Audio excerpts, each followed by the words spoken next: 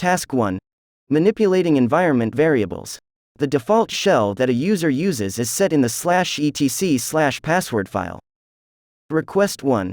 We use the print-env command to print all of the environment variables. We can use print-env name of the environment variable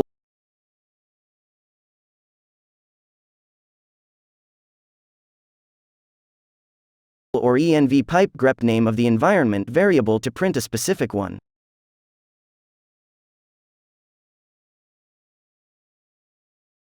Request 2. We use the export or unset command to set or unset environment variables. We set a new environment variable with a value. This is new environment variable.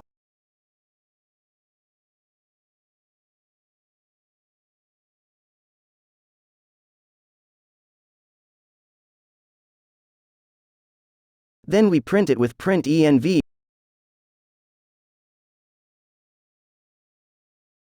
or echo command with the prefix $.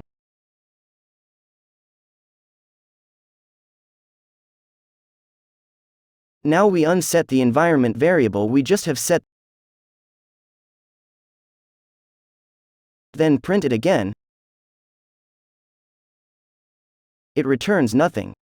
Observation. While we used the print-env name of the environment variable or env pipe grep name of the environment variable command, the value of the environment variable we called will display on the screen. We can set values to environment variables by using export name of the environment variable equal value command, and unset values of the environment variables by using unset name of the environment variable command. Task 2. Passing environment variables from parent process to child process. In this task, we would like to know whether the parent's environment variables are inherited by the child's process or not. In step 1, we compile and run the program and it prints out all the environment variables of the child process first.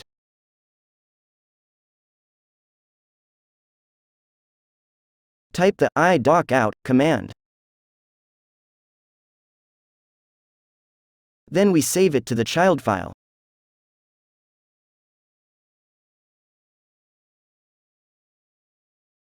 In step 2, we compile and run the myprint-env parent program.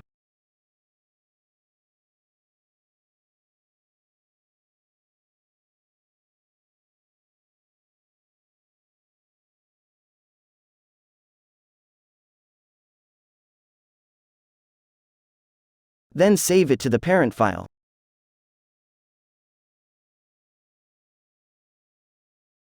We can use the diff command to compare between the child file and the parent file.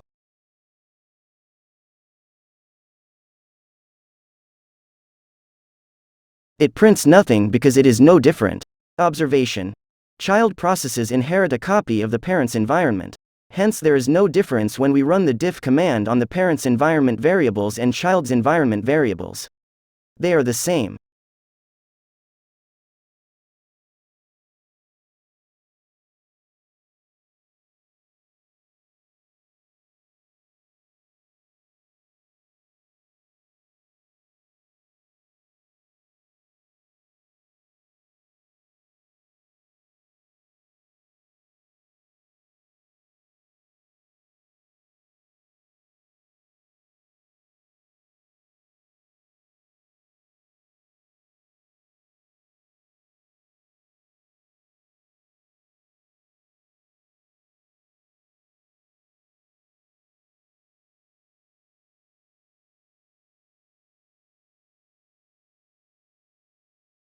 Task 4.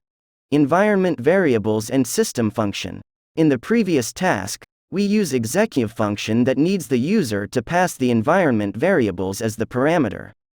Instead of that, when we use a system function, this function is used to execute a command, but unlike execve function, which directly executes a command, the system function actually executes bin/sh and asks the shell to execute the command. Now we will code the myenv system.c file.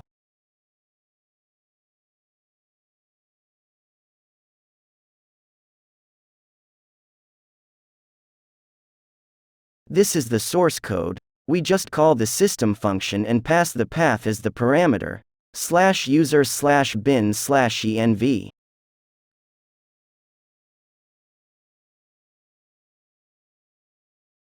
Now we compile and run it with gcc command.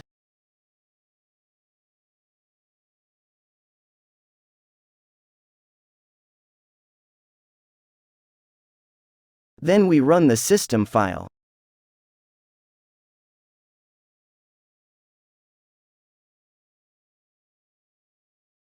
This will print out all the environment variables. Observation: when the system function executes, it doesn't execute the command directly. It calls the shell instead and the shell executes the command. The shell internally calls the execve command, and the environment variables of the calling process are passed to the shell and the shell passes it to the execve command.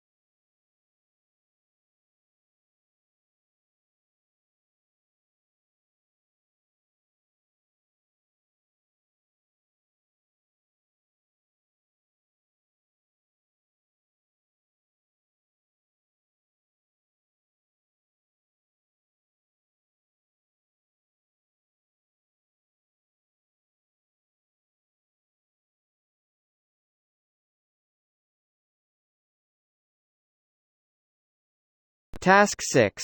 The path environment variable and Set-UID programs. Because of the shell program invoked, calling system within a Set-UID program is quite dangerous. This is because the actual behavior of the shell program can be affected by environment variables, such as path. These environment variables are provided by the user, who may be malicious. By changing these variables, malicious users can control the behavior of the Set-UID program. In this task, we will find out, does the Set-UID running our code instead of running /bin/shish? We code a ls.c file.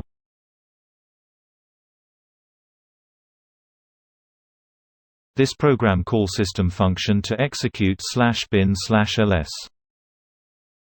Then we will compile and run this program.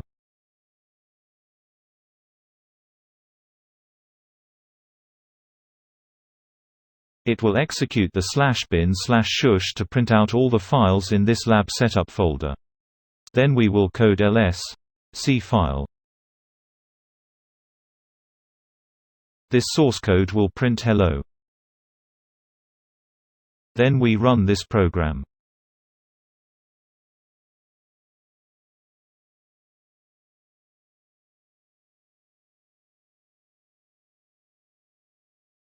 The target is when we type the ls command, it will print hello. But now, it just prints all the files in the folder. And we want to run our code, we must type doc/ls. Now, we will change this program owner to root and make it a Set-UID program.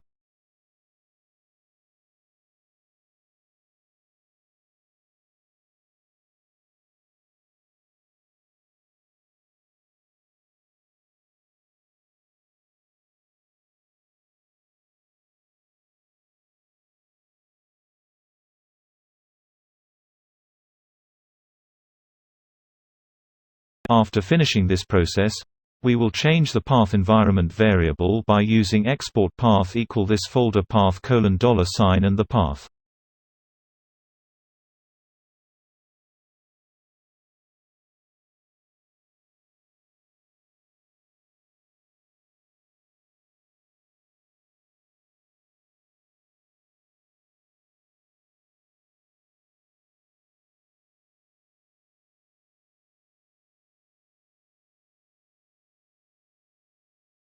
Now, we will print the path environment variable again. It will change like this.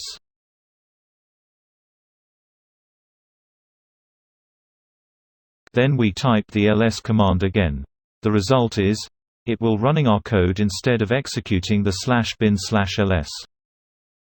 Our code is run as root privilege because we had changed its owner to root.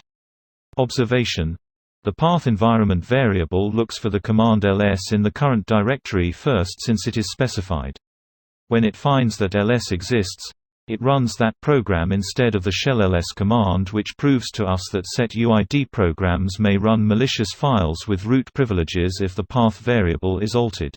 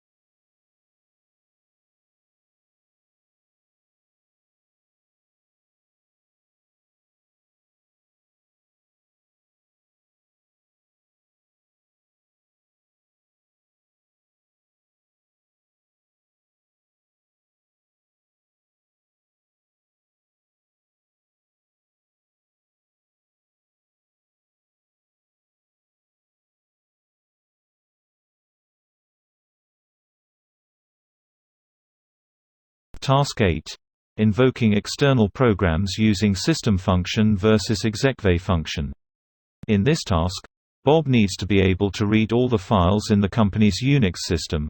On the other hand, to protect the integrity of the system, Bob should not be able to modify any file. To achieve this goal, Vince, the superuser of the system, wrote a special Set-UID program, see below, and then gave the executable permission to Bob. This program requires Bob to type a file name at the command line, and then it will run bin cat to display the specified file. Since the program is running as a root, it can display any file Bob specifies. However, since the program has no write operations, Vince is very sure that Bob cannot use this special program to modify any file. In this task, we will find out how to compromise the integrity of the system by removing some file which is not writable.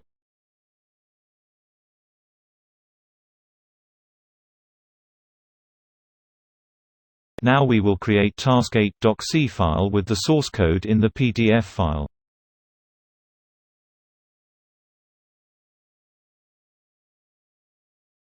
This will pass the value /bin/cat as the parameter into the system function.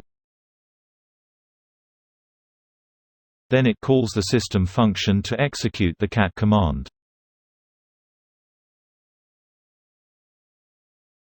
Now we will compile this task8 program.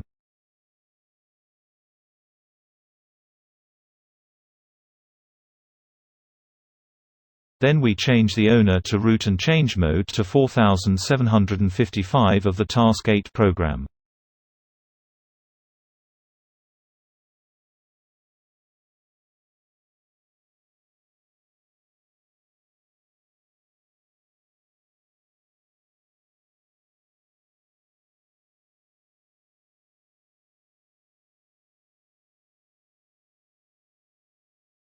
Now we will create a file text named task8. The text in this file is, "This is the file which Bob just can read, cannot modify this file." Now we will run the task8 program to cat the file text task8.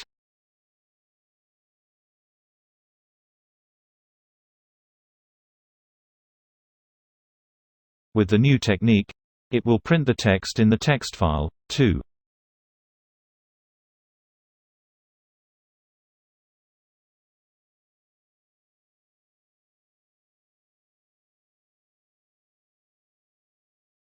But with the new technique, brings a vulnerability.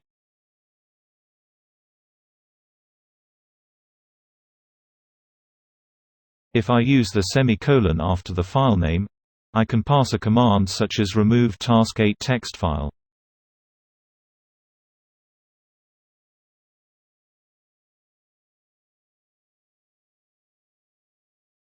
Firstly, it still prints the text in this text file, but then it will remove this file. We will cat this file again. Now this text file is removed. Now in step 2, we will comment out the system command statement, then uncomment execve command statement.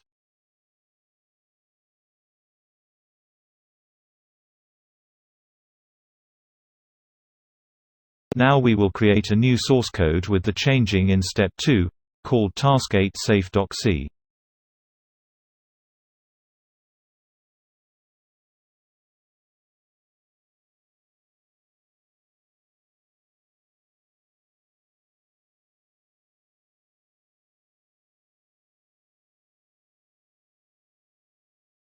Now, we will compile this task8 safe program. Then we change its owner to root and change its mode to 4755.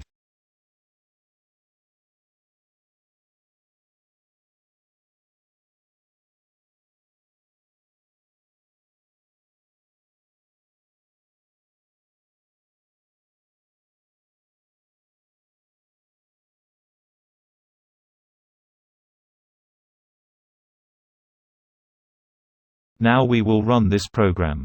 First, we will test with /etc/shadow. It will cat all the values in this path, different from when we run task8 program.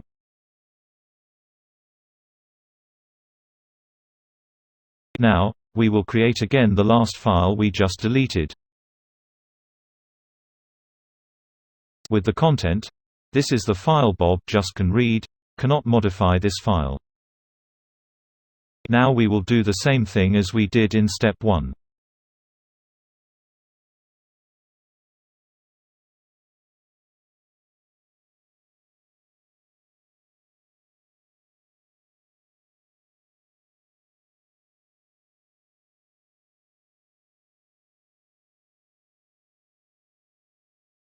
Then we try to attack this vulnerability as the same technique. This attacking way, we cannot attack success into the system. The result returned, the path doc/task8.text /rm task8.text cannot be found. Observation: when the system function executes, it doesn't execute the command directly. It calls the shell instead and executes the command. So if the program is a Set-UID program, the user will have temporary root privileges and can remove any file he wants with root privileges. Multiple commands can be passed together using quotation marks and the semicolon sign. System command calls the shell and the shell passes the string and handles quotation marks.